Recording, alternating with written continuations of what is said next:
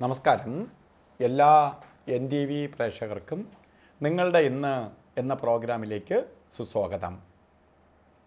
2024 November മാസം 19-ാം തീയതി 1200-ാം ആണ്ട് വൃശ്ചിക മാസം 4-ാം തീയതി ചൊവ്വാഴ്ചയാണ്. ഇന്നത്തെ നക്ഷത്രം തിരുവാതിര നക്ഷത്രമാണ്. തിരുവാതിര നക്ഷത്രം പൊതുവേ നല്ല നക്ഷത്രമാണ്. തിരുവാതിര നക്ഷത്രം, ഒപ്പം ഇന്നത്തെ ദിവസം ചൊവ്വാഴ്ച. നക്ഷത്രം അനുകൂലപ്രദമാണെങ്കിൽ പോലും ആഴ്ച നമുക്ക് അനുകൂലപ്രദമായ ആഴ്ചയല്ല. പലതരത്തിലുള്ള തടസ്സഭാവങ്ങളെ കൊടുക്കുന്ന ഒരു ദിവസമാണ് ചൊവ്വാഴ്ച. ഗ്രഹങ്ങളിൽ വെച്ച് വളരെ നെഗറ്റീവ് എനർജിയുള്ള ഒരു ഗ്രഹമാണ് ചൊവ്വ.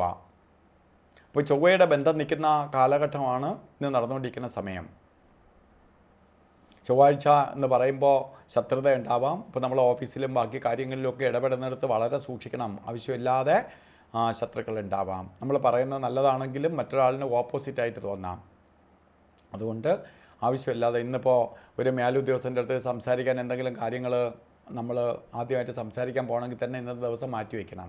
കാരണം നമ്മൾ നല്ല രീതിയിൽ നല്ല മനസ്സോടുകൂടി പറയണമെങ്കിലും പുള്ളിക്ക് നമ്മളുടെ അതൃപ്തി ഉണ്ടാവാം. അതുപോലെ കീഴ് ജീവനക്കാരോട് സംസാരിക്കുന്നിടത്തും സൂക്ഷിക്കണം.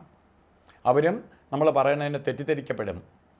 അപ്പോൾ ശത്രുതയ്ക്ക് വഴിത്തിലേക്കും അത് വച്ച് പിന്നെ പെരുമാറും. അതുപോലെ ആകിലും ശുഭകാര്യങ്ങൾക്ക് ഇറങ്ങാതിരിക്കുന്നതാണ് ഉത്തമം. കാര്യങ്ങൾ നടന്നുള്ള കാര്യങ്ങൾ ചെയ്ത് റൊട്ടീനായിട്ട് പോകുന്നതല്ലാതെ പുതിയ പുതിയ സംരംഭങ്ങളിൽ ഇന്ന് കൈവയ്ക്കാൻ കൊള്ളത്തില്ല. അതുപോലെ തിരുവാതിര നക്ഷത്രം ബർത്ത്ഡേ വന്നിട്ടുള്ളവർ, അതായത് വൃശ്ചിക മാസത്തിലെ തിരുവാതിര നക്ഷത്രം വന്നിട്ടുള്ളവർ വർഷത്തെ ഫലത്തെ ചിന്തിക്കുന്ന വാർഷിക ഫലത്തെ ചിന്തിക്കുമ്പോൾ നിങ്ങൾക്ക് അത്ര നല്ലതല്ല. കാരണം ചൊവ്വാഴ്ചയാണ് വന്നിരിക്കുന്നത്. ചൊവ്വ അഗ്നികാരകനാണ്. തീപ്പൊള്ളലേക്കാം, ഇലക്ട്രിസിറ്റിയാൽ അപകടമുണ്ടാവാം, കേസ് വഴക്കുകൾ വരാം, അതുപോലെ പലതരത്തിലുള്ള സാമ്പത്തിക ബുദ്ധിമുട്ടുകളുണ്ടാവാം. ഇങ്ങനെ പലതരത്തിൽ വിഷമിപ്പിക്കുന്ന ഒരു സമയമാണ് നമുക്കിപ്പോൾ വന്നുകൊണ്ടിരിക്കുന്ന സമയം.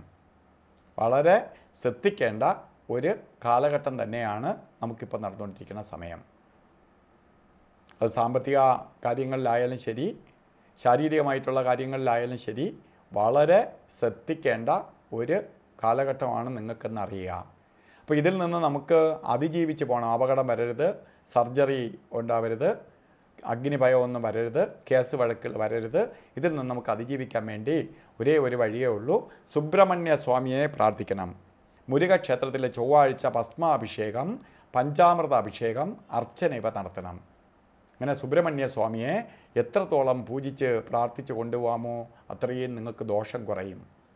സുബ്രഹ്മണ്യ സ്വാമി ക്ഷേത്രം അടുത്തില്ലെങ്കിൽ ഭദ്രകാളി ക്ഷേത്രത്തിലെ ചൊവ്വാഴ്ച ദിവസം പോയി കുങ്കുമാർച്ചനയോ രക്തപുഷ്പാഞ്ജലിയോ ചെയ്യണം. അതിനൊപ്പം തന്നെ ഒരു ശ്രീമുരുക യന്ത്രം മഹാമൃത്യുഞ്ജയ യന്ത്രവുമായി ചേർത്ത് ഒരു ദേഹരക്ഷ കെട്ടണം.